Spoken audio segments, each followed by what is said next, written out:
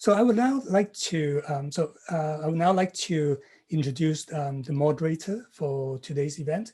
Dr. Suen Yao is a scholar of visual studies or film studies. She has been teaching at Emily Carr University here in Vancouver. She has also taught at UBC and other places. She's a dear colleague, a member of the UBC Hong Kong Studies Initiative, and she has taught a very popular course on Hong Kong cinema. And I think today, especially for today's subject, I think it's almost a given that I would ask her to help me out in moderating today's event. So I will pass the microphone to Suen and let her begin the main part of the program. Thank you. Thank you, Leo, and thank you everybody for coming to the talk today. Thank you as well for to the artists who are part of the exhibition, who have also joined us to share their experience of making this work and putting on this exhibition. I think that Light Hours, 11 artists looking at Hong Kong, which is now in exhibition at Hotam Press Gallery and Bookstore, really is an opportunity for us to think about what the events of the last few years have meant for not just Hong Kong, but for people of Hong Kong descent who are currently based here in Canada, and to think about what these changes mean for the relationship between these two places. In terms of Hong Kong and Canada, the history between these two cities, these two places, goes back many, many years. There have been many different waves of migration. And I think that the history of that migration is really captured in the cross-section of artists who are part of this show. It's a very diverse group of people who range from emerging artists who have recently graduated from art school to people who've been practicing for a very long time and who are in their 80s. But what they all have in common is a experience of having either been born in Hong Kong or being raised with Hong Kong culture and now being located here in Canada. So in terms of how recent events have changed the dynamics of how people identify, whether there is a new kind of consciousness that's emerging as a result of recent social movements, those are the kinds of things that I'm hoping that we'll get to explore through the exhibition and through the discussion afterwards. So I think ideally, we want to have an event and a conversation that is relatively informal and with some sort of back and forth. So I'm hoping that we'll be able to maintain that sense of sort of informality throughout the event. But what I want to do is to introduce Hotam briefly. And many of you will know him already, but for those of you who don't, Hotam was born in Hong Kong, educated in Canada and the US, and has worked with advertising companies and community psychiatric facilities for many years before he became an artist. Ho is a multidisciplinary artist. He is also an independent publisher and of mainly artist books. And his exhibition space, Hotam Press Gallery and Bookshop, is now entering its second year of existence in Mount Pleasant. So Ho is the curator of this exhibition, and I understand that he is now going to talk a little bit about the background to this event and introduce some of the work, and also open things up to some of the artists who've taken the time to be here today.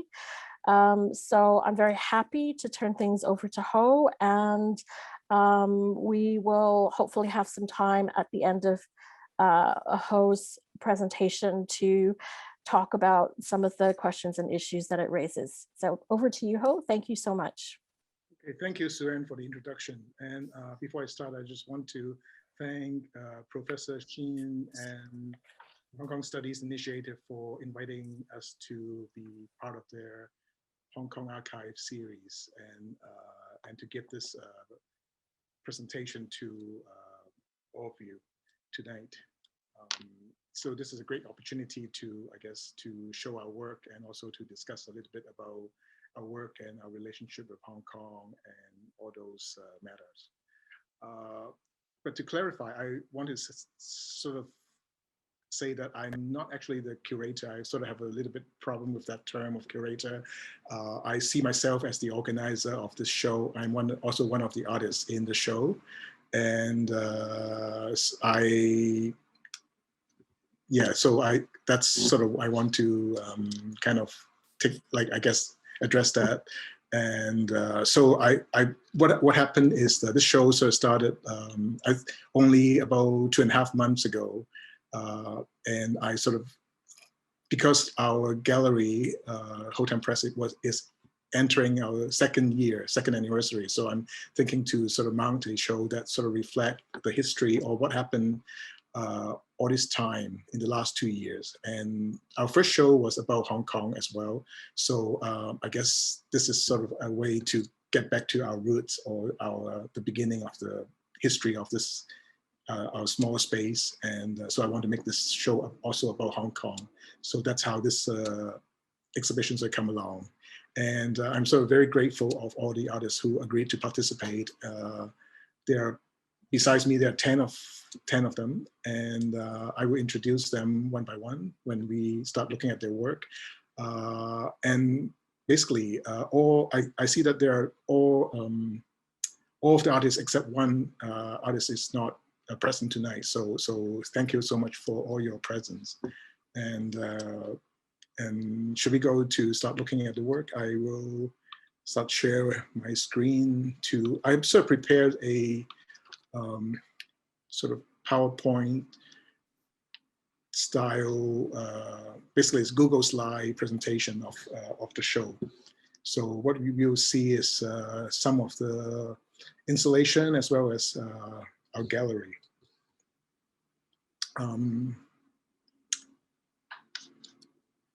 Yes, so this is the invitation to our show. As you see, like there are 11 artists in our group, and we come from very diverse background. Some of us were born in Hong Kong. Some of us have association or of Hong Kong descent. So there's a diverse mix of us, and both, like, I guess all generations are included in this show as well. Different generations of artists.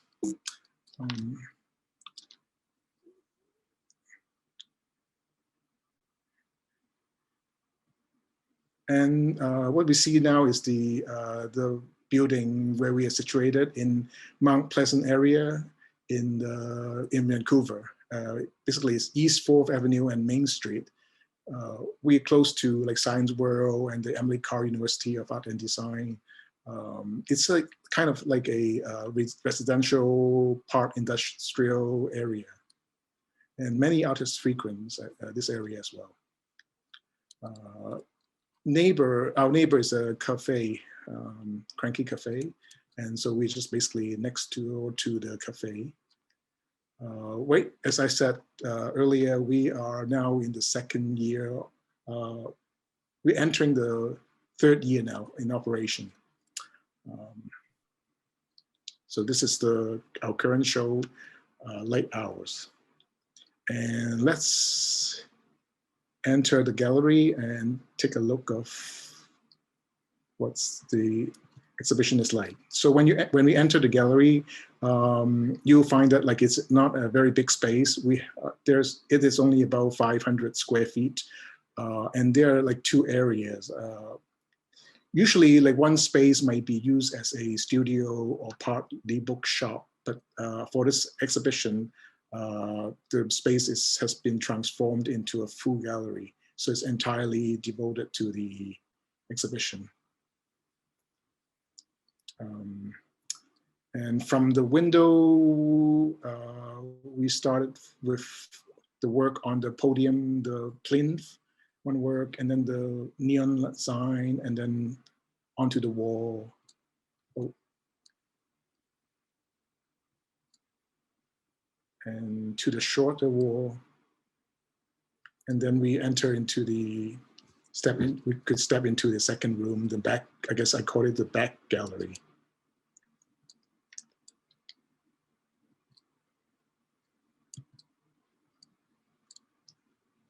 And pretty much this is our space. And I'm quite excited about the idea, like of all the artists taking part in this show, because when I asked them 2.5 months ago, I was sort of expecting them to use some of their work, because the show is on the topic of Hong Kong or Canadians' relationship with Hong Kong. I was sort of more expected that they will be using their older existing work for the show.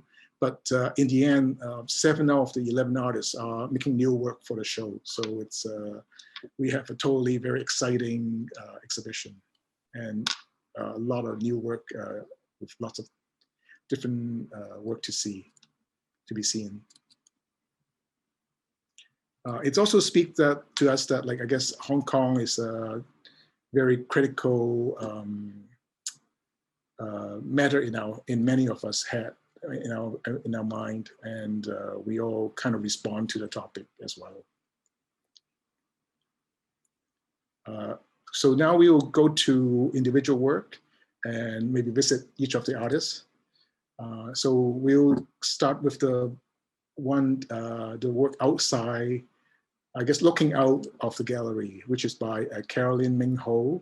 Carolyn is, I met Carolyn when we both had our solo exhibitions in Richmond Art Gallery about 3 years ago. And Carolyn has shown both nationally and internationally, very active in the visual arts and also in her video and performance work. And so her work has been sort of travel in various places in Canada, including the Glenbow Museum, Optica in Montreal, and a few more, and many other places, and as well as in some performance and film festivals. So, oh, I should show her work. Like, this is the piece that she made for the show. It's called Dreaming Phát Mộng, and I will let Carolyn to take over. Maybe she could kind of fill us with her insights and her introduction to her work. Hi, Carolyn. Can everybody hear me okay? Yes. Okay, great. Thanks, Ho, and thank you everybody for this great gathering of artists. So I'll just tell you a little bit about what my inspiration was for the work and where I was coming from with it. So the title of the work is Dreaming Phát Mộng.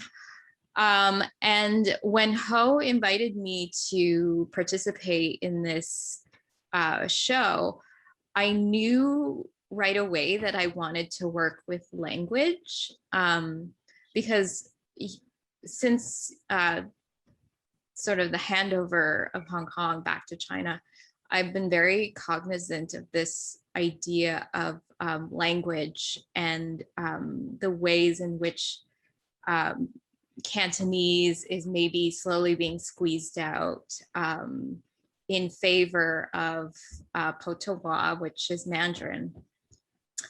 And just thinking around language and how much language really shapes our identity, and growing up and thinking about all the like idioms in Cantonese that are so specific to that language and the people, made me really want to work with language as a starting point.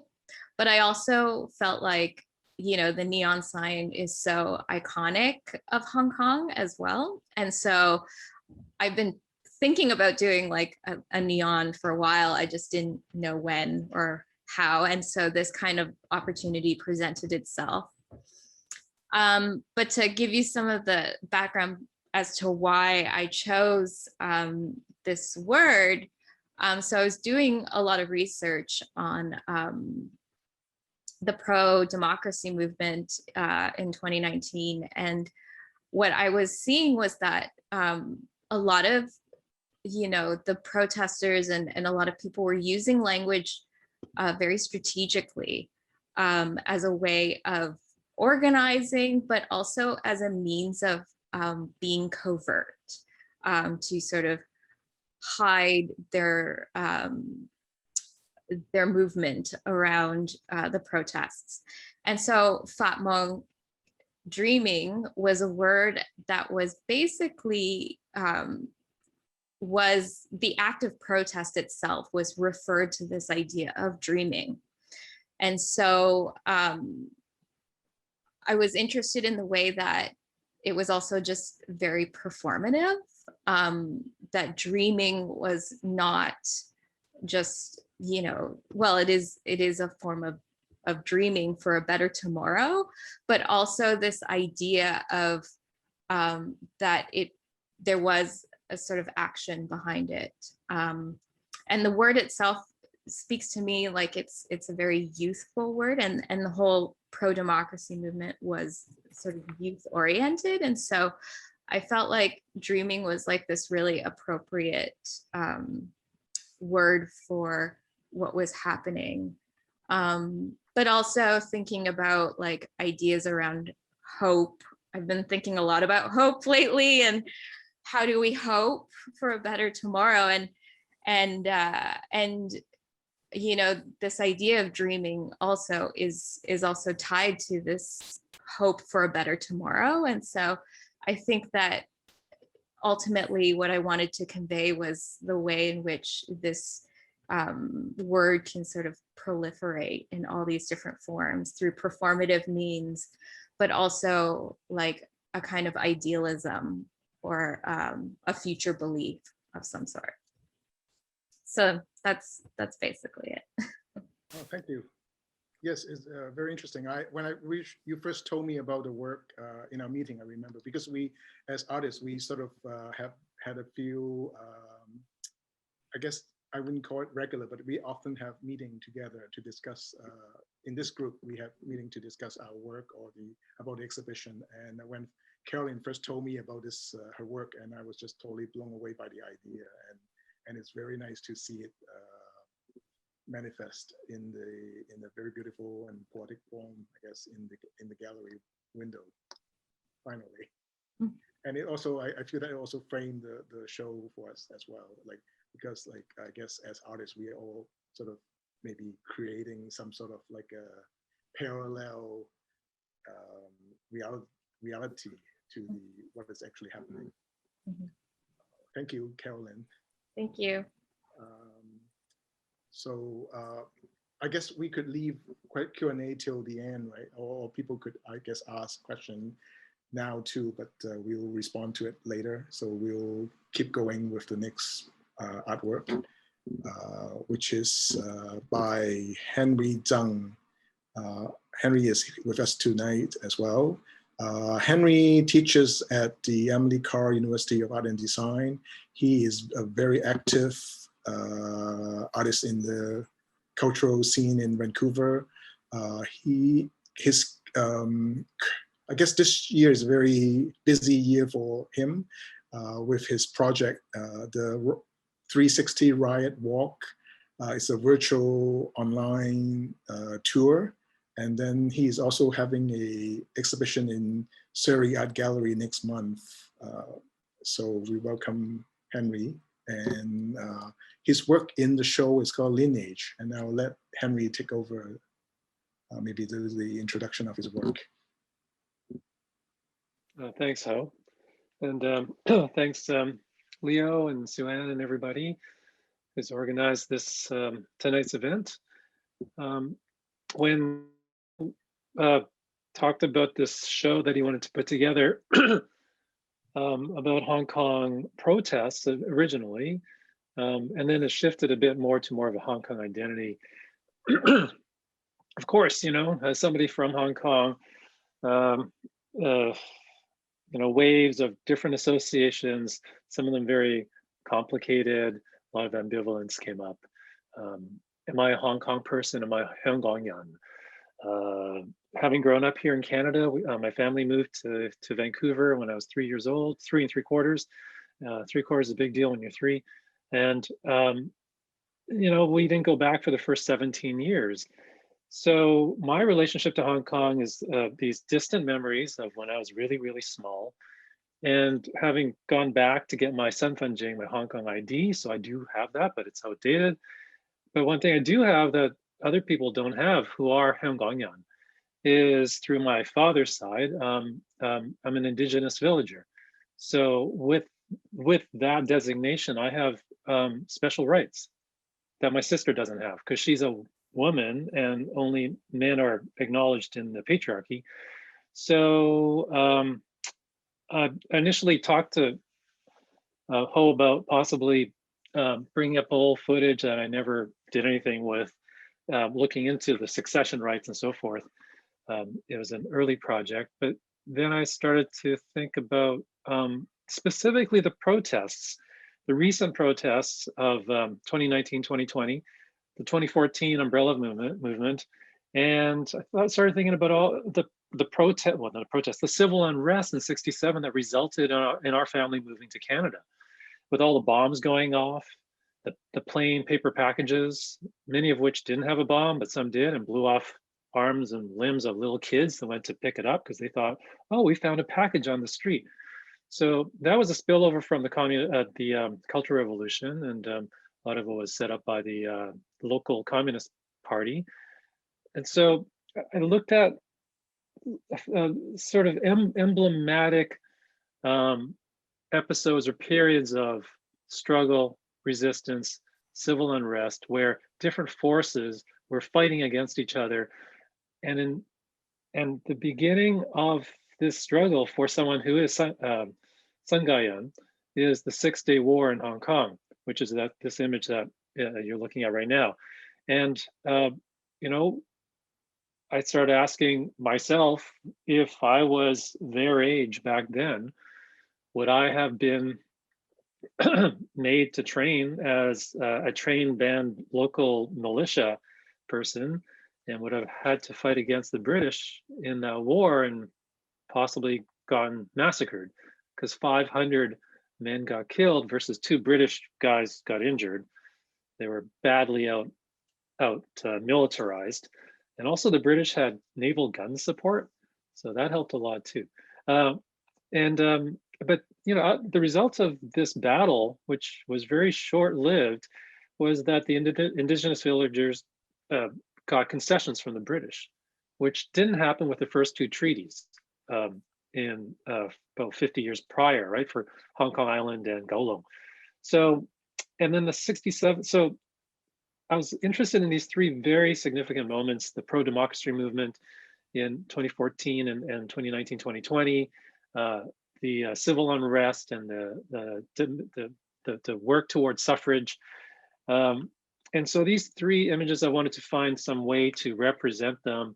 And so they're all taken from various sources, 2 of them from media. This is a South China Morning Post of a British bomb diffuser guy, and look at the crowd behind waiting to see if he's going to blow up or not. This is down in Central. And the other images, this one is from the New York Times. This is a high school student who joined the protests probably every day. probably upset his parents doing so, maybe, maybe not. And the very first image is from a photo studio in Kowloon, no, in Hong Kong Island, taken just a few years before the 6-Day War. So these two guys probably would have fought. And I've been curious, like, how to represent this, these situations. And I've been thinking for many years about the Sabati effect, which is a darkroom process. It's a pseudo-solarization where you flash light during the processing of your print, as opposed to doing it in camera, and it arrests the normal development of your image and does this reversal. And it's unpredictable what would happen. And every time you do that, it's going to have a different result. So I thought that was an interesting way of looking at how, and perhaps speculating how these events could have turned out if the other party won. What would have happened if the New Territories people beat off the British? What would have happened if the pro-communists managed to successfully destabilize the British government and setting up annexation by China at that time? What would have happened if the national security law, or whatever it's called, is that what it is? That Beijing passed June 30th in 2020. If that hadn't passed, if the pro-democracy movement had managed to move forward and get into LegCo, which the national security law managed to circumvent completely. So yeah, so those are some of my thoughts when I was creating these images. And thanks, Ho, for giving me this opportunity to explore that. Oh, thank you so much, Henry, for your participation or contribution. Henry has written a very detailed recount of each of the history or the incidents for his work, to supplement his work. So when you visit the gallery, please also feel free to live through the history or look at, so read about them if you're not aware. It's And agreeable. Sorry, if it's okay for me just to jump in here very quickly. Henry, thank you so much for the historical perspective. I think it's really useful to look at what's happening now and in the last couple of years through a historical lens. So I just wanted to clarify, because you did speak to each of the pictures, but you have captured moments from, is it 1899, roughly 1899, 1967, and then 2019. Yeah. Or the moving, the umbrella movement up to 2019 to 20. Yeah. Okay. So just to finish that off, if you don't mind, each of the titles for the individual images are the dates of each of those events, with the awkwardness of not having a specific end date for the 1967 riots. But the end date for the 2019-2020 protests is actually in January 2021, when the 53 folks were mass arrested by the Hong Kong government police, by extension, Beijing. Thank you for bringing that to life. Well, thank you. So we'll move on to the next work. In this work, is also a triptych by the artist. The artist is Peggy Ang, and she is quite one of the, I guess, celebrities in Vancouver, because Peggy and her sister Karen, two twin sisters who are one of the co-founders of YakTech, the organization which organized many exhibitions, virtual events, and sometimes art and craft market in the city. Very active cultural worker of the city. So her work in the exhibition is also a triptych. The title is called Please Hold a Handrail. And Peggy is here, and would you like to say a few words about your work and maybe introduce yourself as well? Yeah, sure. Hello everyone. Thank you, Ho, and everyone at UBC for organizing this. So yeah, the title of my work is called Please Hold the Handrail. So this mixed media collage is inspired by the poster advertisements you find along the escalator in the Hong Kong MTR station. If you have been to Hong Kong, like you will notice there are lots of advertisement when you take the escalator along the MTR station. So this collage panel is inspired by that. And this set of collage is a play on pop culture, fashion, commercialization, advertisement, news media, and language, and their relationship to the viewer in the public space. So I've been living in a city like Hong Kong, and there are thousands of informational images and visual pop up everywhere when you walk down on the street. Like, for example, like the huge outdoor billboards, like when you cross the street, the poster panels at MTR station, the subway station, the bus bodies, shelters, or even like retail window display in the mall. So there are like tons of images and information, and it makes me wonder how people respond and perceive to the information and the visual from this diversity of different sources. And the collage is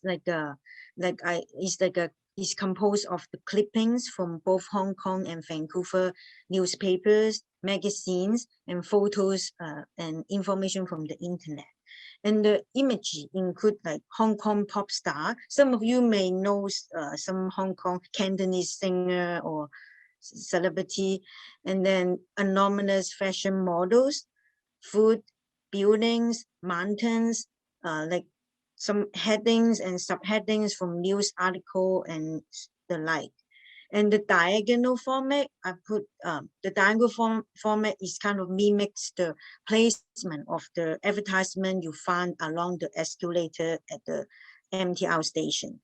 So I'm hoping to just highlight the playful aspect of mixed information and visuals from advertisement, news media, pop culture, and how it relates to viewers in the public space. Yeah. And the title, Please Hold the Handrail, is, if you remember, if you have been to Hong Kong, you remember they always have this like warning, reminder, please hold the handrail, or 請緊握扶手, or whatever. Yeah, so yeah, that's it, I guess. It's a very different approach than Henry's approach in the triptychs, like yours is as well, as well. And it's very I think it's interesting that you both work were side by side in the exhibition, and yours definitely is much more playful and quite eye-catching, I would say. Thank you for the contribution. Thank you. No, I think a lot of the viewers sort of took interest in sort of reading all the headlines and the pseudo headlines in your work, and then trying to decipher which is what each person or what different images represent as well. Yeah, it's quite fun when I was putting them together, just like mix and match. Or, yeah. Thank you. And next to Peggy's work is by the artist Dennis Ha. And Dennis Ha is a professional photographer who sort of worked professionally in the city, and he's also a great artist who produced his own images or photography as well. He's born in Hong Kong and moved to, I guess, Vancouver when he was in grade 7, as he told me. So I think from his work, there's still a lot of, like I guess in his work, like also, he is also a way of like sort of connecting his tie with Hong Kong. I will let Dennis to maybe explain or introduce his work. Hi, Dennis. Oh, hi. Thanks, Ho. Thanks, UBC Hong Kong Studies as well. Really glad to be here and participate. in the show. So yeah, for my participation, I was thinking more in a personal and local kind of perspective on Hong Kong, and therefore working with places and things that remind me of Hong Kong, or and the idea for the shirt, which is a uniform shirt, is came from a walk I had of this embroidery place, who happens to also be Cantonese owned. They just had this sample shirt of different company logos that they had made for other companies, and I that inspired me to make this piece, and to bring together these different businesses that I've been a patron of, who I don't know if they're all Hong Kong owned, but I'm able to speak Cantonese in these businesses. So you might recognize some of them. Some are restaurants, some are bookstores, shopping mall, bubble tea place, like, optical, optometrist, photo studio, bakery, karaoke, electronic place, record store, yeah, so on. Yeah, and yeah, these are places that yeah, either in Vancouver, Richmond, because these are the two places I've been living in since I moved from Hong Kong. And some of these places I've hung out with friends from Hong Kong. Some are just places I go to get media, like books and music and things that I like that are from Hong Kong, or food that I like from Hong Kong. And yeah, just thought it would be a good opportunity to bring them together. And some of the places don't exist anymore as well, because businesses close, and yeah, and hopefully some of them will hang on for a long time. But a lot of them are not around as well. So yeah, that's sort of just yeah, this is what my piece To me, is about. Dennis, hi, sorry to interrupt. To me, they seem to be like almost like a map of the city, or your personal, like, it's like a personal map of yours, you know, like sort of leading us to, you know, to sort of tell us about you as a person, or as a person with like of your characters or something like that. Is that part of the reason? Yeah, it's more of a personal exploration. I didn't want to explore whether these businesses have political views or whatnot, but they're all just kind of here to serve anyone, or especially people that are that need products from Hong Kong. Yeah.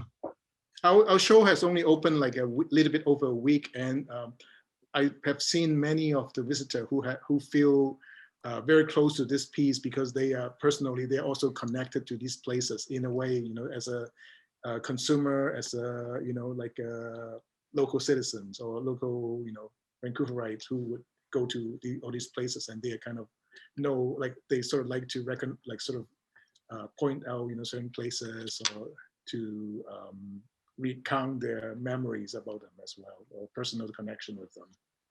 So it's sort of, I guess it's in a way it's both personal and also a very collective memory of Hong Kongers living in Vancouver. So thank you for this experience. Yeah, and the fact that they're still serving us, yeah, that keeps it going. Yeah. Okay, thank you. Thank you. So why don't we go to another artist? This time is Peggy Ang, and her work is Umbrella in the show. She actually have another piece in the exhibition as well, which if you visit, I will also guide you to it. But right now I only have pictures for the umbrella. Peggy was born in Hong Kong and lives in Vancouver. Graduated from Emily Carr University of Art and Design. And she makes prints and books and text art.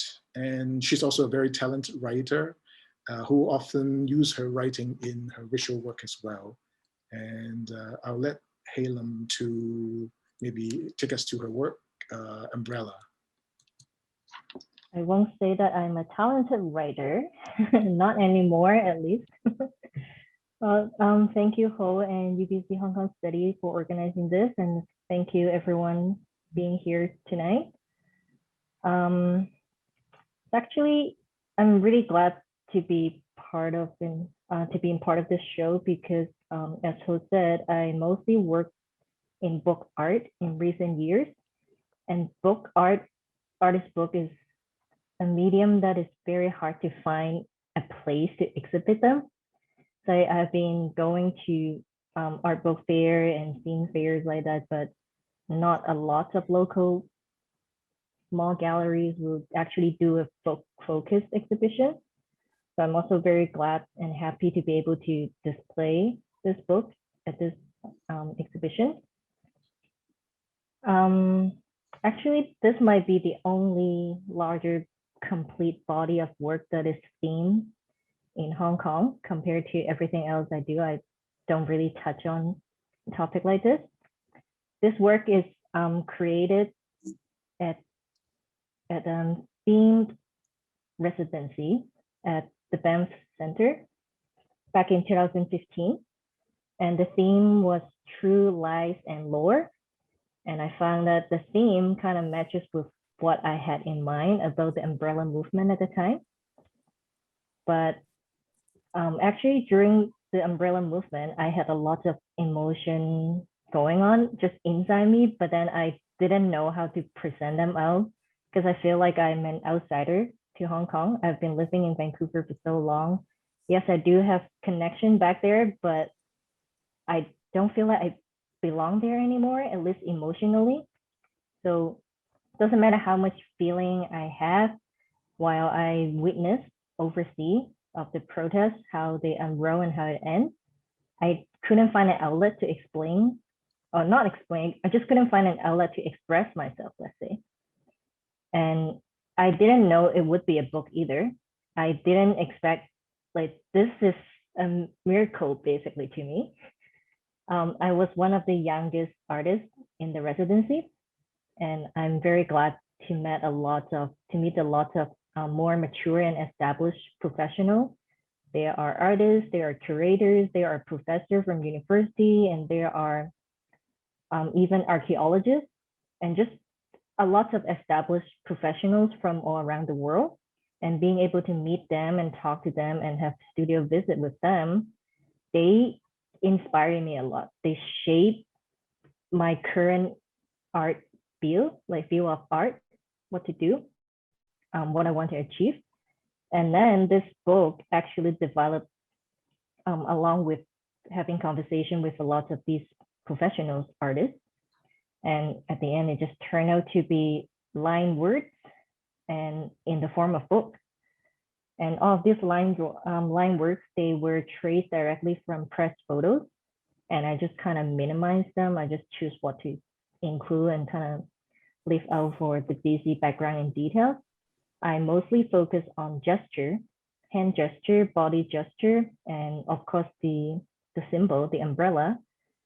And the reason why is that I want to present an absolute objective view of this event. I do not want to take side. And who am I to take side? I feel like an outsider. I don't even have the right to take any side.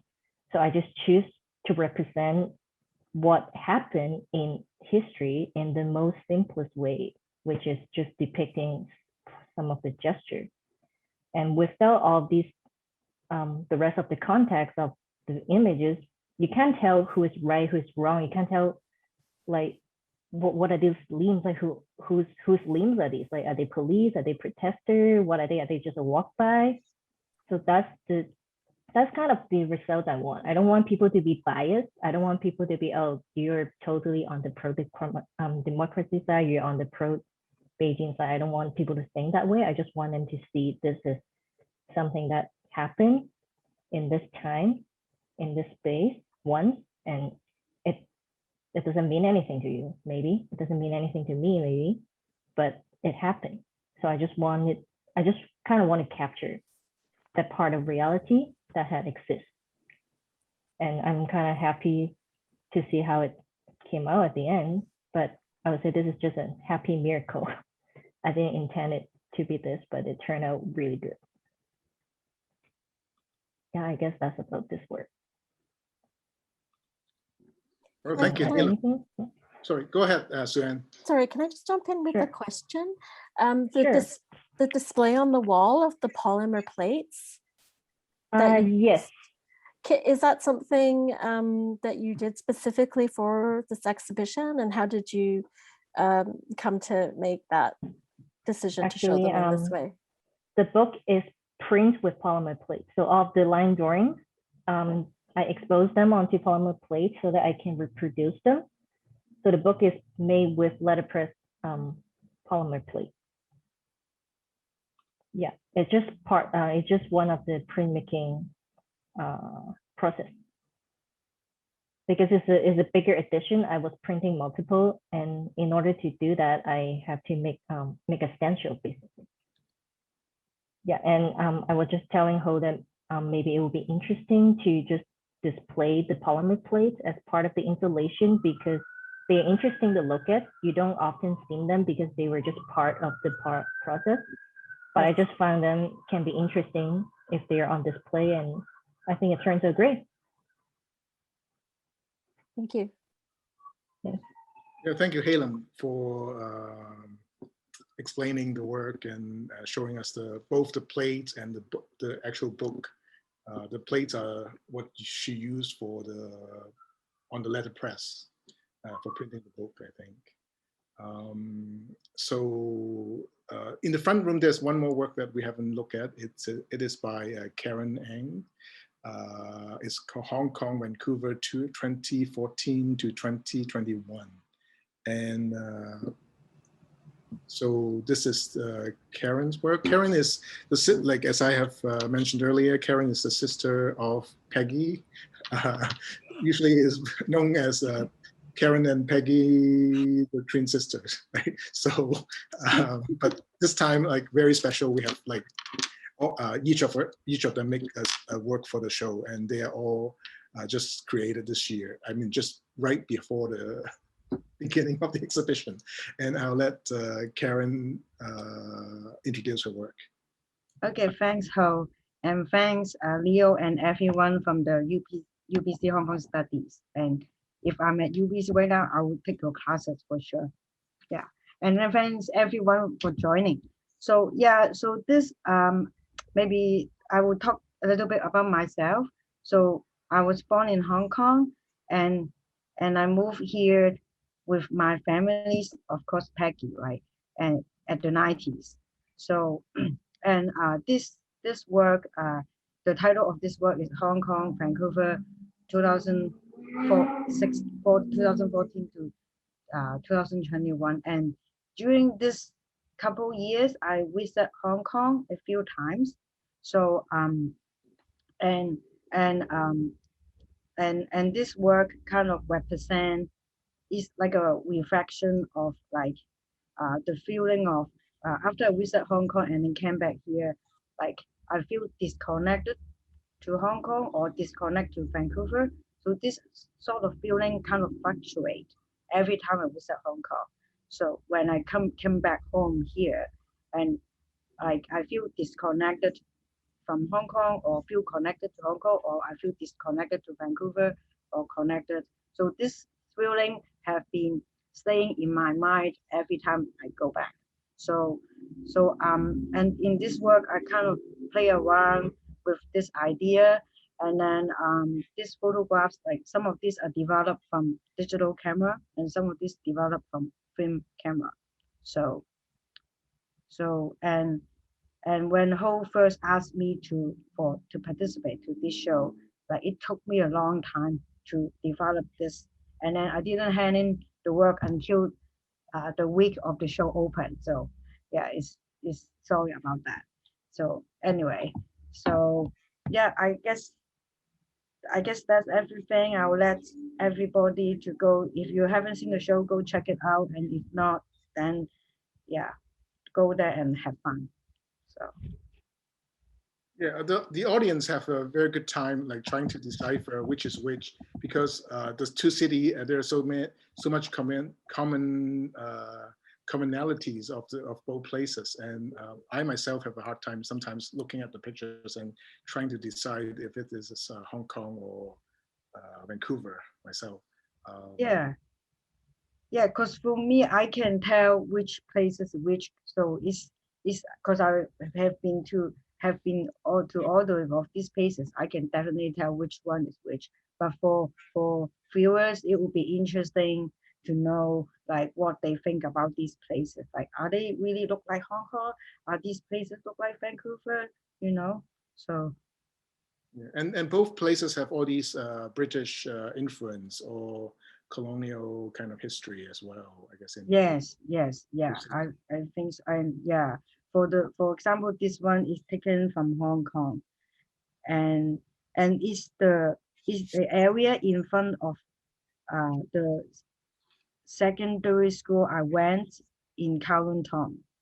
Yeah, it's the street. That's the street name of the secondary school that I went to in Hong Kong. Oh, okay. Yeah. But Surrey is also a place in London or in yes, yeah, for sure. Vancouver as well, in the metro Vancouver as well. Thank you, and don't apologize for being late. Like it's a really a very interactive piece of work for us in the show. Okay, all right. Thank you everyone. So after this, like the front room, we'll go into the second room, and we will ask Zhongli to introduce her work. And let me introduce you to Zhongli. Zhongli Zhang.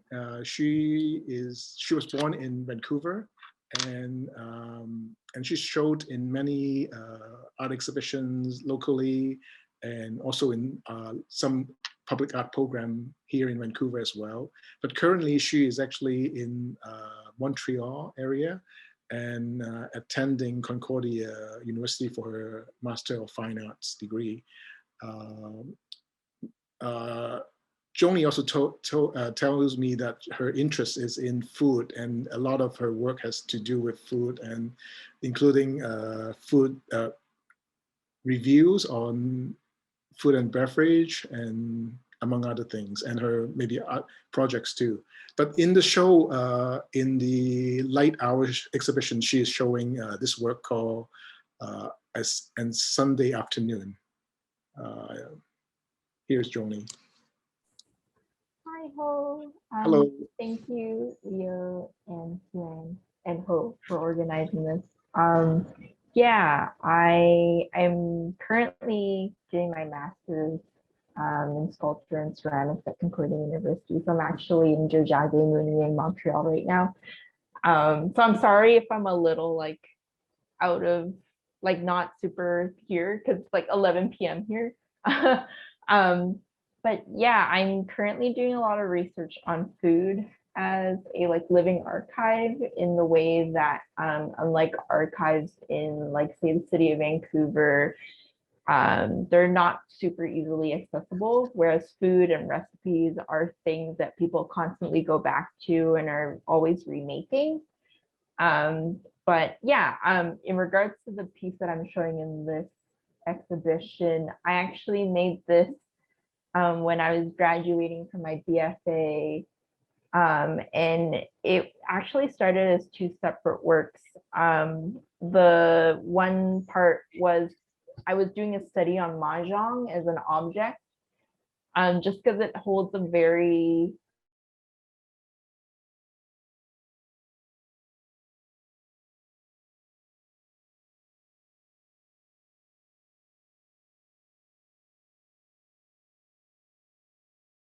and then the second part is I was doing interviews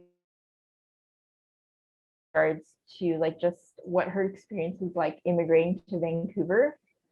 And so when I was doing them separately, the mahjong piece was just me setting up a game of mahjong by myself.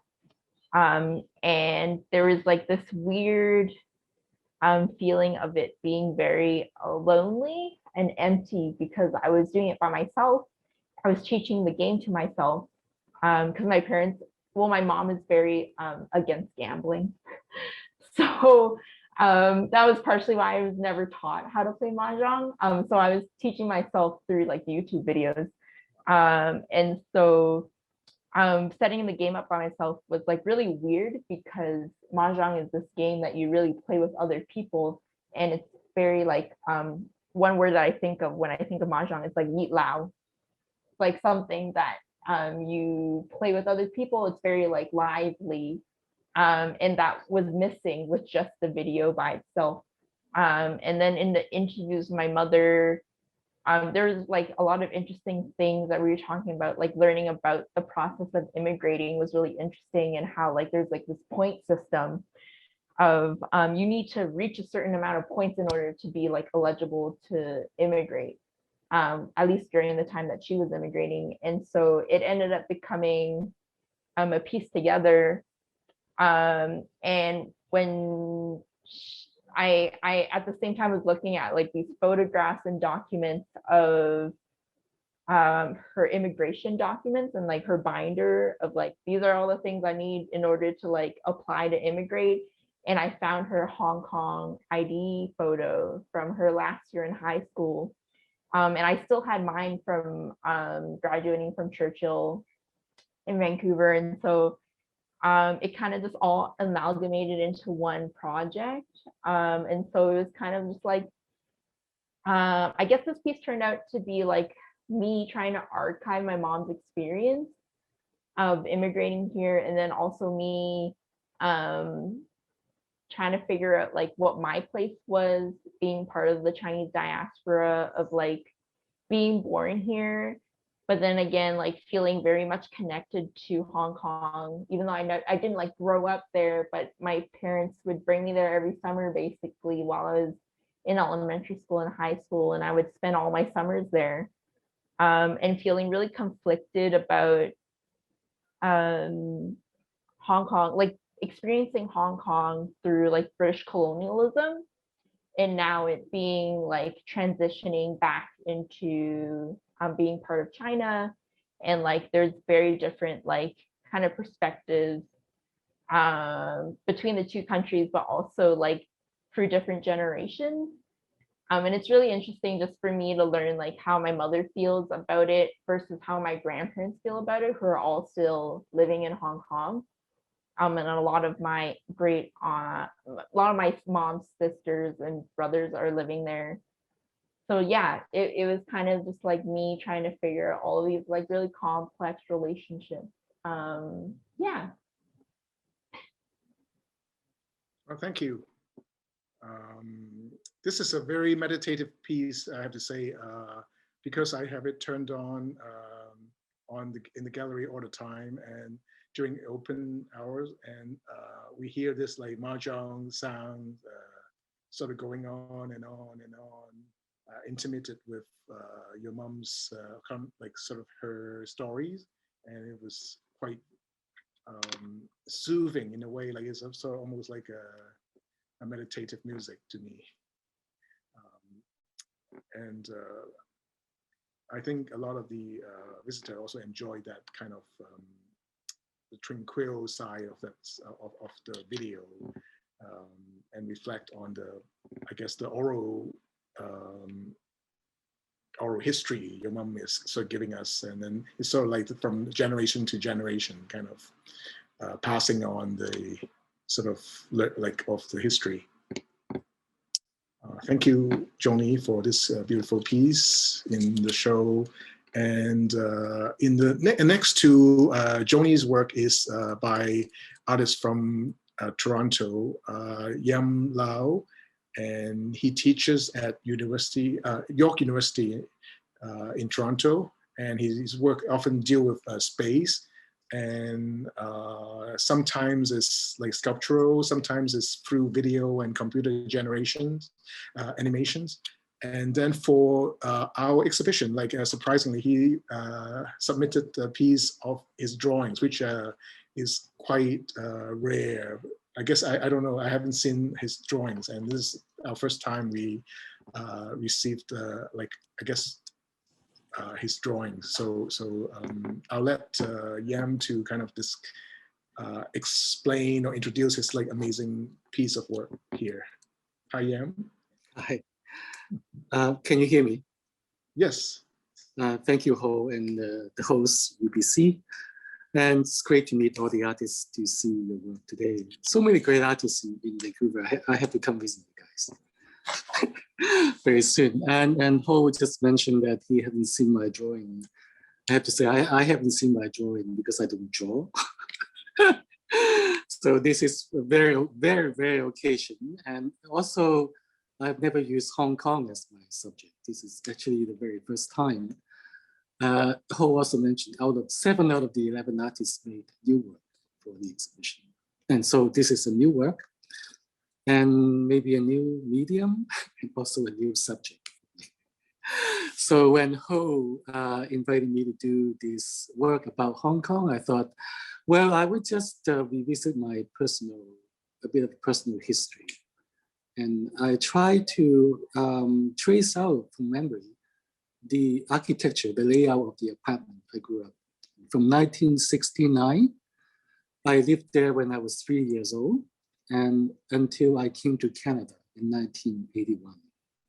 So that's actually the title, the address of the street, and the year that I lived in that apartment is the title. So I'm really, of course, it's a kind of act of memory to reconstruct the space. The space also is regarded as some kind of a narrative device to tell stories and personal histories on one level. Living there for over 10 years, my formative years, and also against the kind of larger history of Hong Kong, which was the decade after Henry's work, the protests in the 60s, the leftist protests in the 60s. In the 70s, it was a decade of prosperity. So I was writing, growing up in that time. And I lived there started 3 years old with my mother, who was a single mother. We rented one room in that apartment and we had nothing. We didn't have even a telephone. And gradually, within 1 decade, we took over the entire apartment. And so then we have TV and everything, one appliance after another, and we were able to travel. So there was this decade that still a lot of Hong Kongers remember as the kind of golden period. This is very interesting. That apartment, it's a very special layout because it was built for maybe anticipating an upper middle class in the 70s. So there's a servant room that is number 5 in this more coherent axonometric floor plan of the apartment. But it was never used. We never had a servant. But the servant room is a very interesting place. Recently, I just rewatched the film by Wong Kar-wai, In the Mood for Love. And you can also picture the very complicit relationship that took place in the apartment. And you can never figure out the layout of the apartment. Even I had a very difficult time remembering the layout of my apartment. It's very odd to design space that way. And also there's a servant in his film. And I think she's actually quite critical. Although, you know, she had a minor role, but she was quite unique as a kind of a pivotal figure in some ways. So the servant room here, in my memory, there's a lot of strange things happening in the servant room. So if you indulge, you can see that there's people having sex in there, and it wasn't me. So the way the space, while I was tracing out the space like very, very lightly with the pencil and see how much I can reconstruct. And that was the template, the proposal I gave to Ho as a kind of first submission. And then I sort of reconstruct, more memories came to me. And I thought I can maybe deconstruct the space a little bit to use the rooms as a sort of make the space as a kind of assemblage. So perhaps we can tell different stories where the space is not fixed. Therefore, the stories can be retold again and again. Very much like, I think, what Freud how he talked about dream work, the operation of the dream, is displacement and condensation. So each of these rooms is a compression of a lot of activities. But at the same time, each room is a node, then they can be reconfigured. Yeah. So here we have a very, very loose configuration of the apartment. And on the right-hand corner, we can see, yes, here the actual layout of the apartment, as I remember. Okay. So I see this now as this drawing as a kind of notation, like a musical notation somehow, as a kind of score. And the part 2 of the work, which is a video work, will be shown with the front gallery.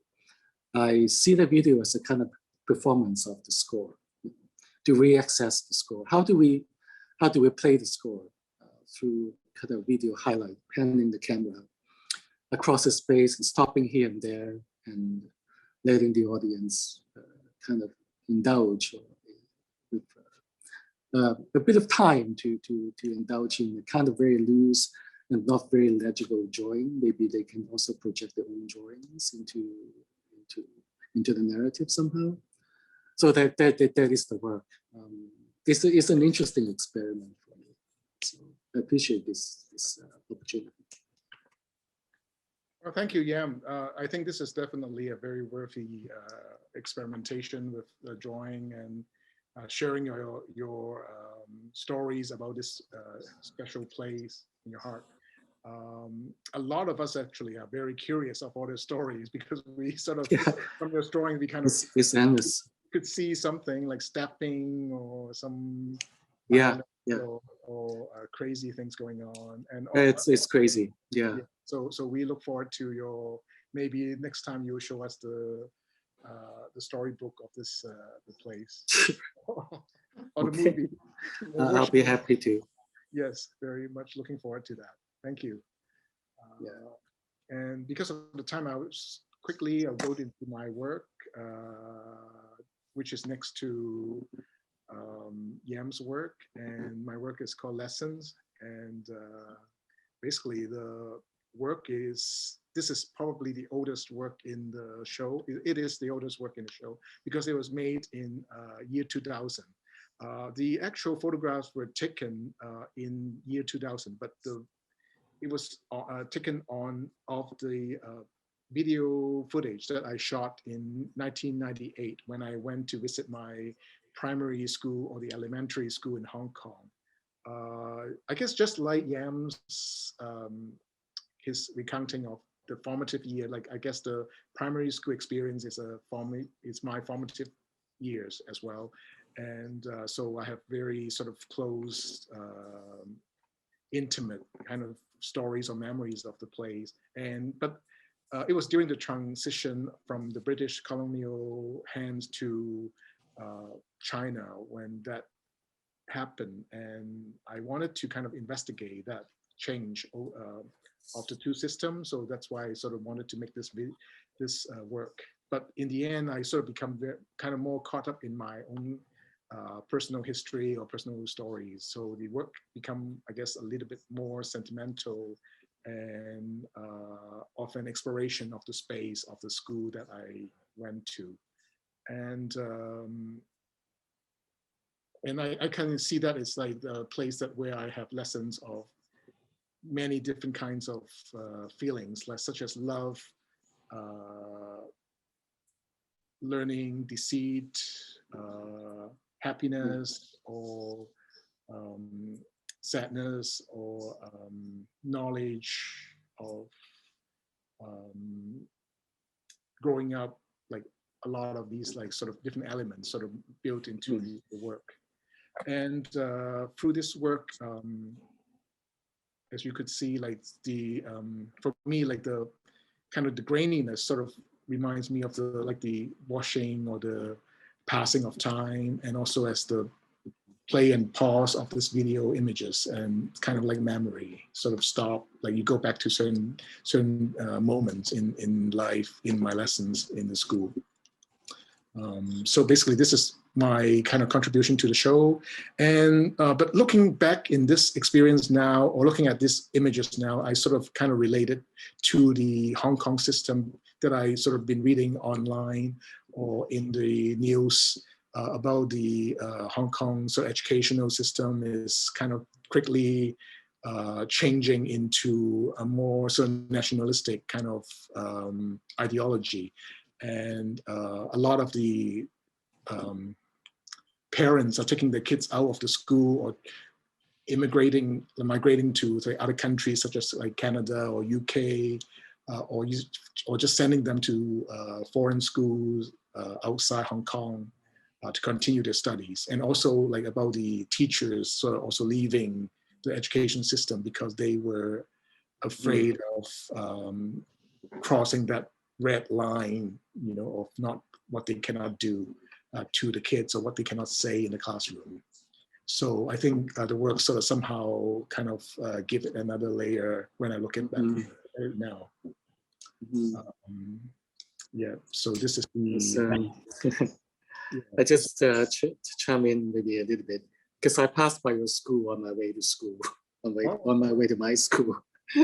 And I don't know that back in those days, you go to certain schools like a certain branding, because your school is quite famous.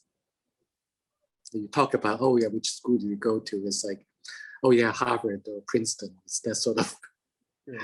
I don't know how you felt at that time when you were going to this particular school. I guess as kids, I didn't think so much of that, but I guess in the end, like sort of, I guess everybody who are not from the same school, they kind of talk about it. And I sort of found, oh, it's actually quite prestigious. I guess it's just the part of the colonial system that's sort of reputation as well. Yeah, I have actually stories that I want to kind of share, but maybe another time. Privately. Okay. Yeah. So we only have like 2 more artists to look at. So I'll just go into the next artist, which is Marissa Krian Vivet Holmes. She was born in Hong Kong, but moved to Canada at the age of 12. And she's also a very talented musician who plays in several bands. And her recent exhibitions include a 2-person exhibition at the Polygon Gallery. And then she will also have a show at Unit 17 later this December. So here's Marissa. Please do let us tell us all about your work. This is TST Boxer, right? The title. Thanks. It's a lovely introduction, and thanks for having me here. I'm surprised you said maybe you have to speak slightly louder, Marissa. Could you? Is this better? Yes. I speak much louder. Yeah, thanks for the introduction. That was really nice and surprising. Yeah, I moved here when I was 12. My mom is from Thailand. She's Thai Chinese, Chuchao descent, and my dad is from Montreal. And they met in Hong Kong, and me and my brother were born there. We moved here for high school, and we went back in the summers to visit my dad, and stopped around when I was 19, And I also went to an ESF school, if you did. So it's a little bit embarrassing and self-conscious to talk about it, but that is, I don't know, can talk about it. And this piece, I typically work with photography, and I'm more interested in the arena of photography that's about image sharing and about how we just share images. So a lot of my work does look like collage from up front and should sort of hopefully remind us of how we share images on social media. I think just on a very formal aspect, we're now communicating with pictures just because of a platform like Instagram and other ones like even WeChat, and because of actions like filters and stickering, I think people are getting a little maybe tired of seeing an image that is just a straight photography, and now we need to see a little bit more additioned onto it, and there's a lot of layers to it, and sometimes it sort of should look like the image had to be rushed, published, and it kind of looks hurried to just get deployed with information on it that can seem like text from far away, and if you look up close, might not really say much or might say a lot, whether it's an action or a political thing or just a comment with it, just so we have to look at images with more information.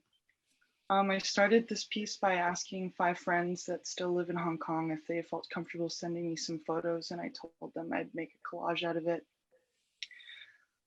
After the national security law, of course, they were a little bit wary, but I told them nothing so didactic that had to do with anything of the protests, and I didn't have to reveal their names, but anything that would hold just kind of anything from a sentiment to a place in Hong Kong that maybe I'd been with them, or some throwaway images that people typically keep on their phone, like maybe an image you had to take for work, or something you had to send to a coworker, or like your foot on a blurry path, just those kinds of images that we take and we don't look at again, and they're just there sort of stored on devices or don't seem that necessary. I collaged them with some $2 Hong Kong coins, which is just a shape that I like to reuse in my other artwork. It kind of doesn't really get recognized.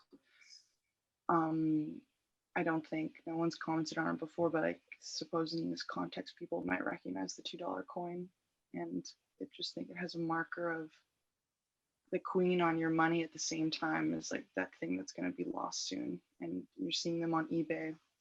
And it's also mixed with some photos I've taken of Hong Kong back in my trips as I started becoming a photographer, I guess. So it's just more when I started using a film camera before I went to Emily Carr, and I was just using it to take photos of friends. And this this was my dog in Hong Kong, and I lived in Sai Kung, and he's actually from Sai Kung and not TST. And this was the Polaroid that was above his kennel when we bought him, and he'd been in almost a year, and they didn't sell him. So it's just another added kind of sentiment. I used to use in my photo practice, this sounds kind of funny, a lot of dog photos to sort of touch on this idea of subject matter that seems really humbling and maybe authentic and disarming, and a dog thing can be an internet trope, and that can also present something unpretentious and easy on the eyes to watch in sort of a day and age where you're just really crowded with a lot of images. And I think people are getting maybe more and more tired, but also still eager, and also more literate at the language of just watching and seeing so many images every day.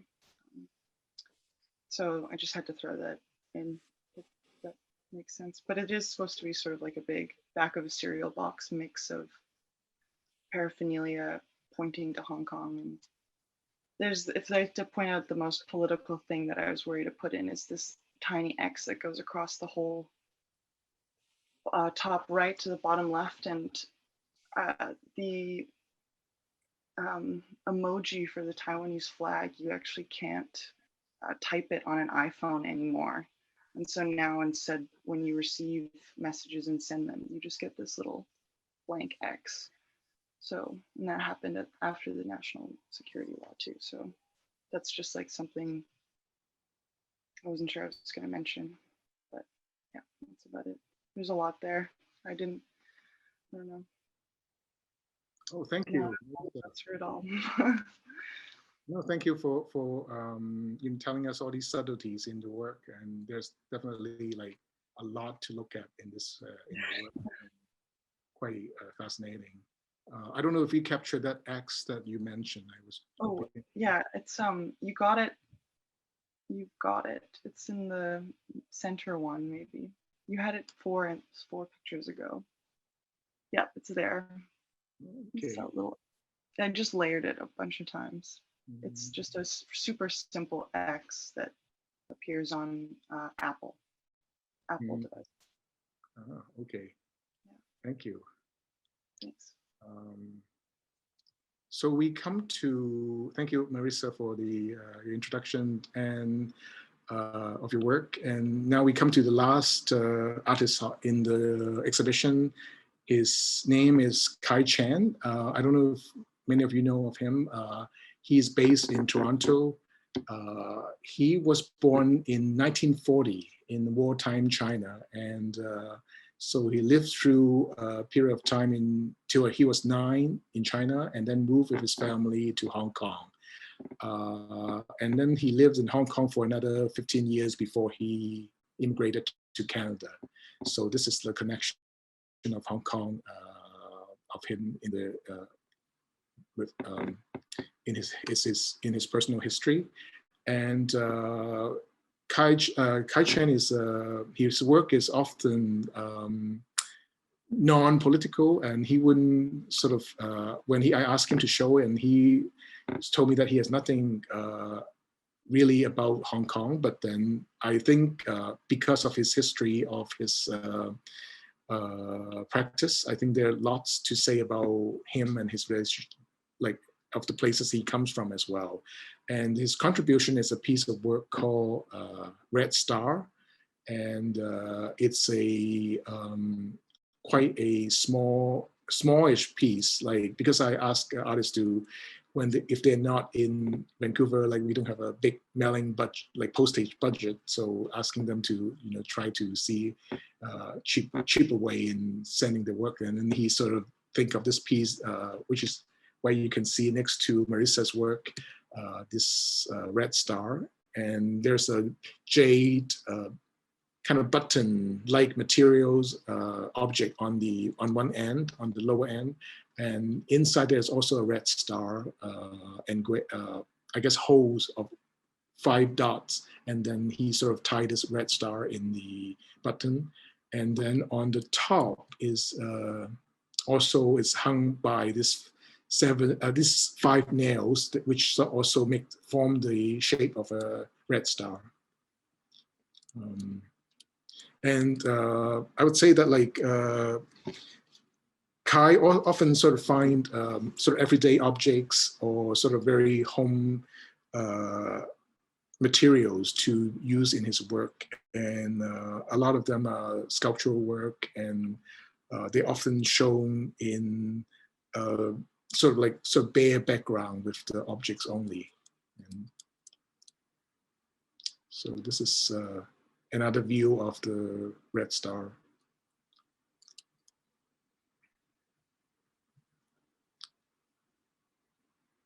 So, so here, like, so this is all the artwork that I have put up or photographed in the show for this presentation.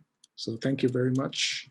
And in this show, we also have a bookshop, which we have displayed of some of my own books, and also other artists' contribution as well for sale and for browsing as well. So feel free to, when you come to visit the gallery. I particularly made a book for the show, which is about the last 2 years, the slogans from the Hong Kong protests movement, that pro-democratic movement in Hong Kong, and the slogans, and translate them into English and with sort of writings or the stories behind them. So this is like I guess this is my new work for the show, but it's not really part of the show. And then we also have a used secondhand bookshop in our small space. So just want to kind of plug this in, just to let you know there's more to look at when you visit the gallery.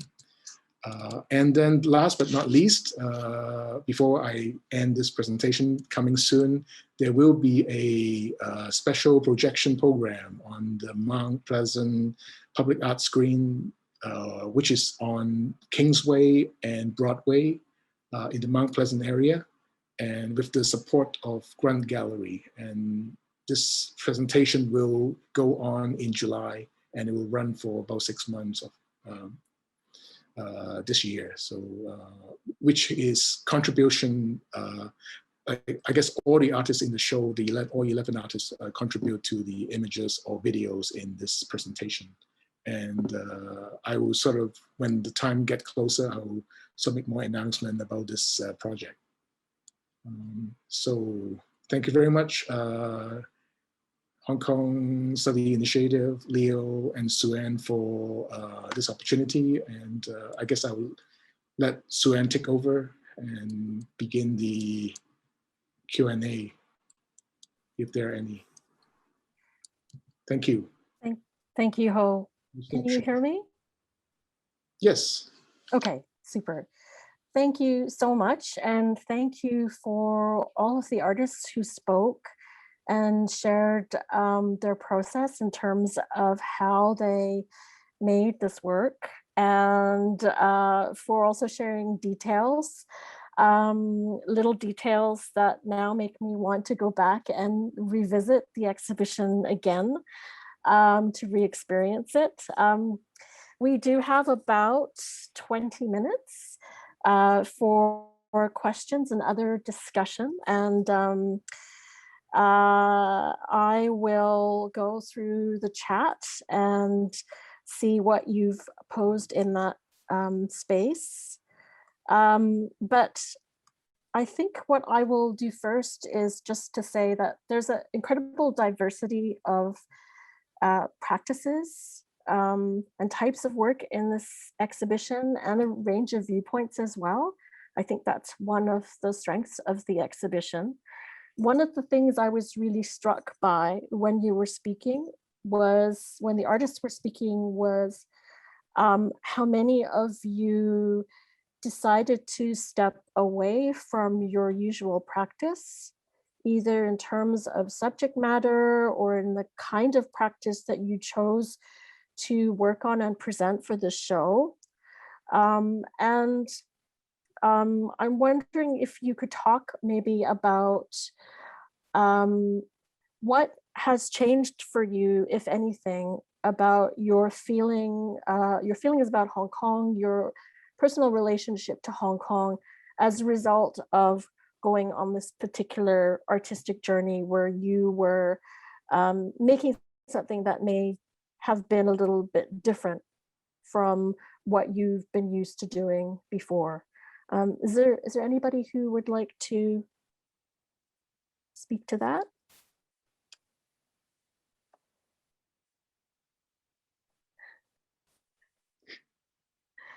You want to direct this question to a particular artist?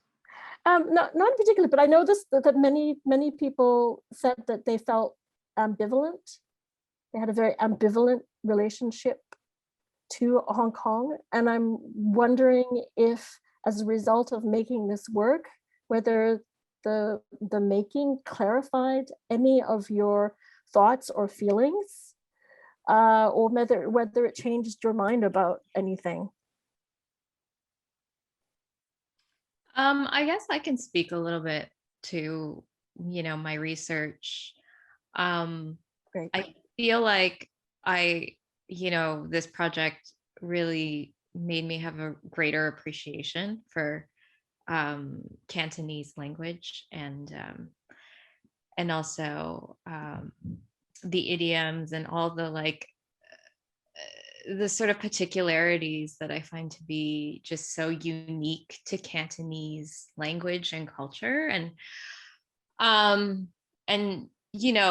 with the neon piece that I made, one of the things that I found out later is that the verb for dreaming in Mandarin is different than in Cantonese. So the verb is zhou meng in Mandarin. Well, that's my Cantonese speaking of the word in Mandarin, but the dream is created. The meaning is like that the dream is created, whereas in Fat Mong in Cantonese is that it sort of means that the dream kind of spreads. And so just even the sort of nuances of just something that is so particular is just something that really made me appreciate these really beautiful little nuances, and that the meaning of dreaming has a different origin, right? One is created, one proliferates. And so yeah, I feel like it just made me really miss and appreciate having that kind of level of exposure. And so hopefully this will continue on. Great, thank you. Marisa, you want to you have something to contribute? I see you with your thumb up, but no, I saw you do the thumbs up, and I was like, I should do that too. I was like, that's a good point. But I could say something on that. I wouldn't say I felt ambivalent. I think I feel like a lot of us are feeling a loss of a home, of further, especially if you're already, or at least I do, if you're already feeling distant from it and feeling like you've assimilated, more into Canadian culture, and it feels difficult to write on Hong Kong. But it's nice to be given the task to, with a bunch of people in like a lovely gallery. That's like, I think it was quite a sincere approach to just talking about, a place that's a lot of people's homes in so many ways. I think I definitely felt, I guess, like with COVID stuff, when you reach out to old friends that you haven't spoken to a long time, and also just reaching out to people like the way the internet used to be, when you just Skyped people that live in a different country, as was like talking to my friends in Hong Kong and just hearing their stories about how they participated in the protests. It made me feel sad that they seemed so exhausted, and like kind of the luxury I have here to feel safe to publish these images and just like even make artwork about it. I felt a little bit, I was just questioning it and just trying to realize it. Maybe that's just like some of where my feelings came from of it too. Thank you. Jan, did you have your hand up? No, but I can say a few words in response to your question, Soon. I guess I never made art for therapeutic reasons, but my piece is very close to art therapy for me. This is so interesting experience to even the lines, talking about memory, I can never be sure. I can never commit to the drawing. The lines are always tentative, back and forth. And so they only thicken, becomes more legible as I'm moving back and forth. Still, the uncertainty was there. But since I committed to the uncertainty, it became a commitment somehow. It is now in a statement. So that, yeah, that is something. I don't know what to say, but it seems to me though, reading the chat, quite a few of you are interested in the stabbing event. I actually asked the two people who were involved in the stabbing. They didn't remember that ever happened. So we're talking about 40 years ago, right? Well, our memory is very fragile. And but I remember because I was 8 years old, and I had to call a neighbor to stop them to killing themselves, whatever. So this is a different kind of witness, how we witness history. The child has certainly registered in a deeper way than the adult who were in the actions. So yeah, for me, it's like it's the first time I actually was committing that event into a joy. Yeah. So Thank you. yeah. Does anybody else want to share anything? Well, I'll share a little bit of Oh, great. it's not exactly about my art making process, but I find that like through sort of initiating this exhibition, I found a community. Like I was just hoping for a exhibition when I started this, and somehow I feel like I sort of found this at least I would call it some sort of a community of friendship with this group of artists, and which is quite interesting experience for me. Great, thank you. I'm curious about that, and I want to ask another question, but there is a question in the chat, which I think I'll pose to everybody now. And the question, it's from Lam Wong, and he asks, under the current political climate in Hong Kong, are the artists feeling the need of self-censorship, sort of fear of crossing the red line while making the work about Hong Kong? Yeah. So does anybody want to speak to that directly? I'd like to address Henry? that if possible. Yeah. Yeah, Okay. go ahead. Over the past, since 2019, and since partly because of Trump raising the profile of China in hysterical ways that perhaps were beyond the hysteria of other countries in the West, but not just the West, internationally. All the foreign investments from China, the Belt and Road Initiative, all that kind of stuff. The Confucius Institute, visits by some folks to Center A occasionally to put soft pressure on their programming, which I heard about. Since moving from Hong Kong, I never really felt that directly implicated or vulnerable until very recently. Because the reach of China has exceeded its very the geopolitics of the region of East and South and Southeast Asia. And it's so international now. It's pretty hard it's pretty rare, I think, for someone who has any kind of Hong Kong affiliation to just dismiss the possibility of you being detained there if you go visit. I think increasingly there's the potential that they can detain you here. Something could happen to you here, wherever here is, whether it's in Canada or somewhere else. I didn't feel that way prior to 2020. And it wasn't because of COVID. It really has been the expansion of and the flexing of China's might and muscle and influence. Soft power turning into harder and harder power.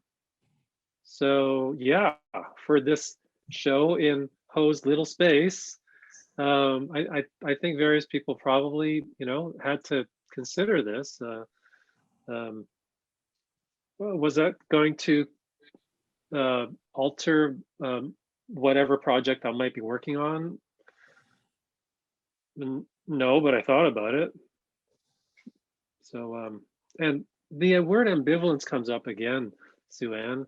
The feelings are strong. They conflict and they contrast. They don't reconcile. But you also asked about clarity, and I think, yes, there's more clarity than before. Perhaps it was more murky, the relationship to whatever China might be. And of course, we're talking about the People's Republic of China and its government and its policies. So the policies have, for the first 40 odd years of its, since liberation, Jiafang and 49, been pretty internal. But ever since the 80s, it's been turning around. So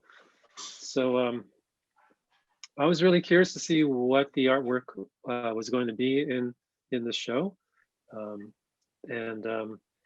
There's a lot of subtlety, and then there's in this, but I also see a lot of clarity coming forth too.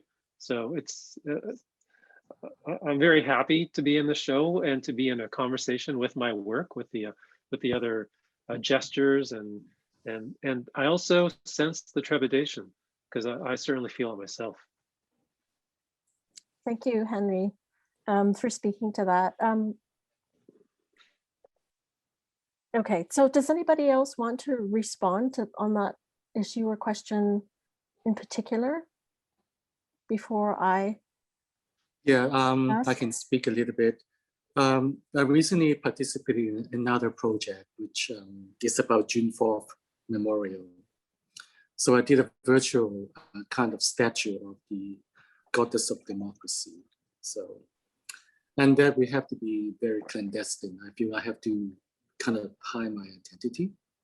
I use a different Chinese name, my artist name, probably because I already had a taste of what how the reach of the authority was like in China, because I'd done intervention projects in Beijing, and I was tracked by secret police. It seems to know everywhere I went.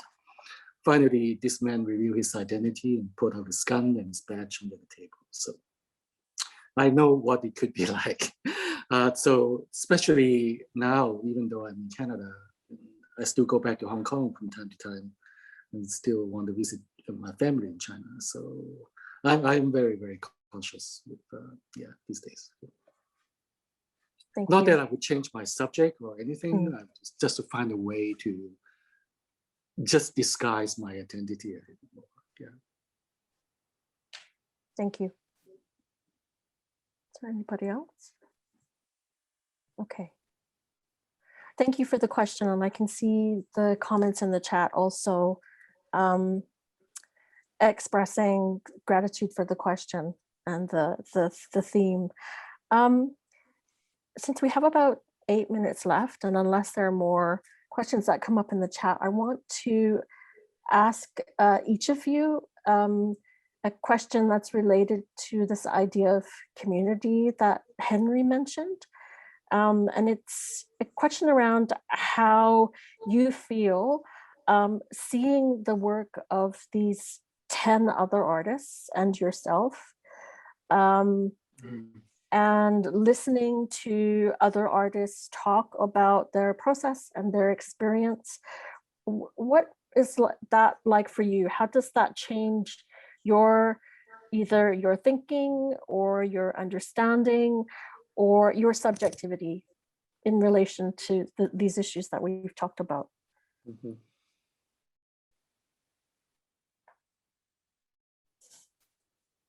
I think it relates to sort of that speculative question I asked at the beginning, which was whether there is this kind of new consciousness that you can talk about because of all of these changes and because people have been stirred to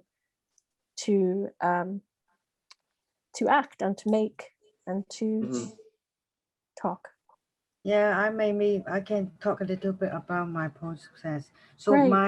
my artwork and Peggy's, like I've always been collaborating with Peggy in my art practice, and our artwork is always about our personal identity, and then like not work with politics or some sort. So when Ho first asked me about ask us to work on this exhibition, I was like, okay, yeah, but it's never my interest to make works based on politics. It's just how my practice has always been. And then I will when I first approached by Ho, I'm like, even though the idea might be about the politics a bit, I just won't make like work based on this film. You know what I mean? So yeah, that's how it works for my practice. Yeah. And then maybe the viewers can relate my work to politics, but it's not my intention. Right? You know? So yeah. that's Thank how, you. yeah, I would just like to share this with you guys. I think though there is a question of community in general, but we also can talk about artist community.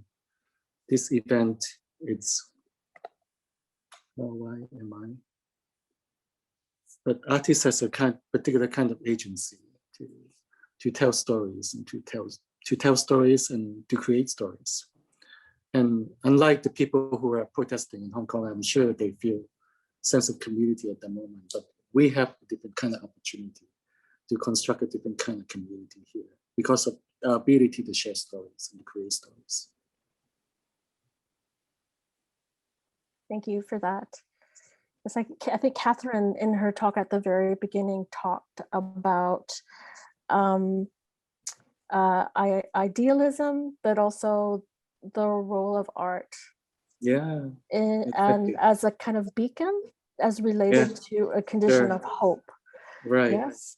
So it sounds to me like there are others, Catherine and other artists are thinking about this relationship that they might have to hope and to Hong Kong, and they're thinking about it through this process of artwork, art making. Just sort of chip in. Yes.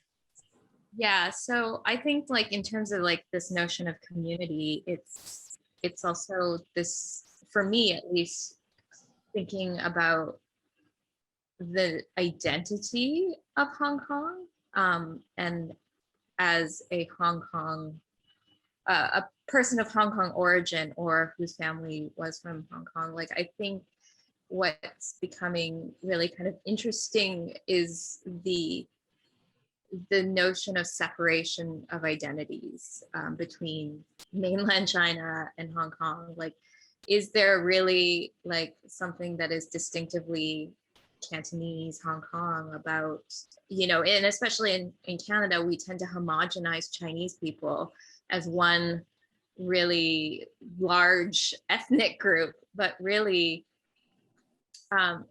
when it comes down to it, the minutiae of our cultural differences is so much ingrained in our language and our food, in these sort of interplays of education and games and all those things. And so it's really made me kind of rethink like what is the notion of a Cantonese or a Hong Kong identity, and what does that mean for us who don't live there anymore? It is very different, but yet, like Marissa was saying, there is this kind of sadness too, because that is still a relation to who you are, your identity. And so I think it's what has been so enlightening about this entire process of working with all these artists is this sense that there is a kind of identity, and that is also something worth investigating or at least protecting. So that's my opinion. I know that it's a precarious political position, but we are who we are. So and it's important, and it's also the part of the history of Canada too, you know, like so much of Canada's success has been about Hong Kong. So yeah, I think it's kind of like been a really enlightening experience, at least for me.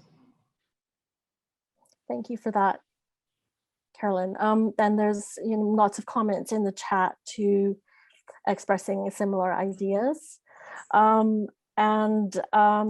think as much as we could probably talk about this for a very long time, it is 9 o'clock. So I will thank you all very much for participating and for sharing so freely today. And I will now turn over to, thank you Hotam as well for organizing the exhibition. And I will now turn over to Leo to wrap up. Thank you, Sue-Ann. And I was listening and I was paying attention, and thank you, Ho, for making it such a wonderful and beautiful conversation. I as you know, we didn't really plan too carefully. At least I didn't plan too carefully. You planned very carefully, and it has been an excellent conversation. And of course, as a historian, I'm very much interested in all the stories that you've been telling, right? Personal connections, and also sort of the artistic journey, the journeys. And so it's all very interesting. And I was taking notes and thinking about questions. I think Suen asked many of the questions that I'm interested in. And I'm fundamentally interested in storytelling and identity making. So how have the events in Hong Kong drawn you closer or further away, perhaps, from Hong Kong? And perhaps in participating in this show, how has that? What kind of connections were you making with Hong Kong, and how does that affect your connections with Canada? Right. So all of these are all very multi-layered and complex stories.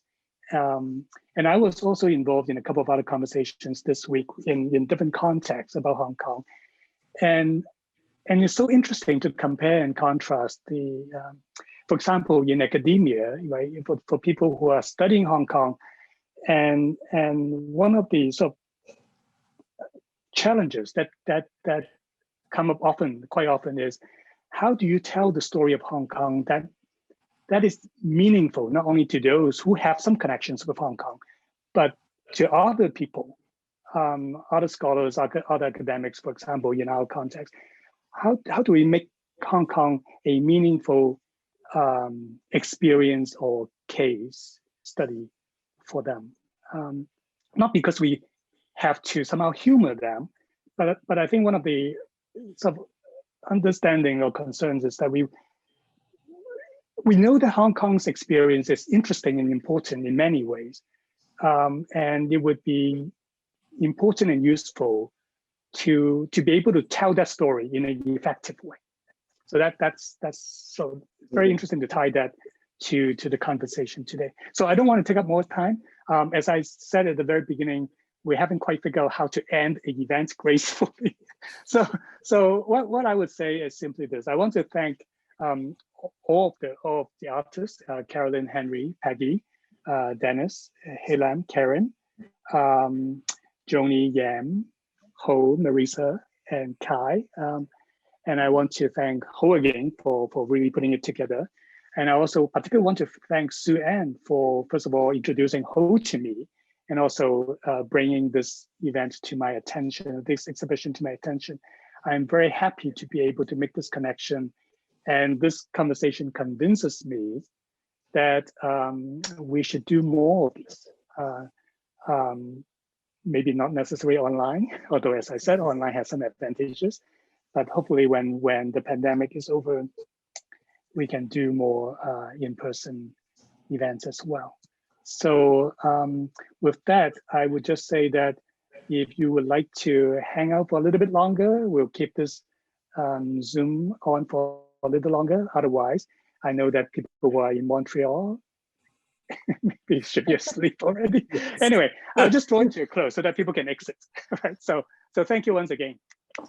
Good night. Thank you. Thank you to the artists and to Ho. Thank you. Good night.